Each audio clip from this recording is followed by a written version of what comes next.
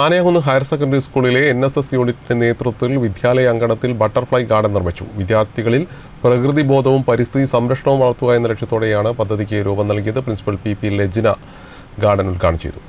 സ്വാതന്ത്ര്യദിനാഘോഷത്തിന്റെ ഭാഗമായാണ് ആനയകുന്ന് higher secondary സ്കൂളിലെ NSS യൂണിറ്റിന്റെ നേതൃത്വത്തിൽ വിദ്യാലയ അങ്കണത്തിൽ ബട്ടർഫ്ലൈ ഗാർഡൻ നിർമ്മിച്ചത്. വിദ്യാർത്ഥികളിൽ പ്രകൃതി ബോധവും പരിസ്ഥിതി സംരക്ഷണവും വളർത്തുക എന്ന ലക്ഷ്യത്തോടെയാണ് ആവാസ സംരക്ഷണ പദ്ധതിക്ക് രൂപം നൽകിയത്. വിദ്യാലയത്തിന് ദൃശ്യഭംഗി നൽകുന്നതിനോടൊപ്പം വിദ്യാർത്ഥികൾക്ക് ചിത്രശലഭങ്ങളെ അടുത്തറിയാനുള്ള പഠന കേന്ദ്രം കൂടിയായി ഇത് മാറും.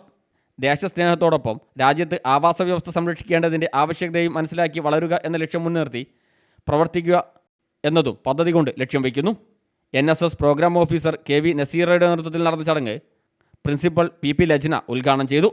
ചടങ്ങിൽ അധ്യാപകരായ Mithun Jose, PTA vice president Ashraf Ali, MPTA president Divya, PTA ഭാരവാഹികളായ അബൂബക്കർ മലാഗുദ്, ഷിഹാബ് PP, ധന്യ, NSS വളണ്ടിയർമാരായ തന്മയ MS, നയൽ AS എന്നിവർ നേതൃത്വം നൽകി. News bureau, Mukkam.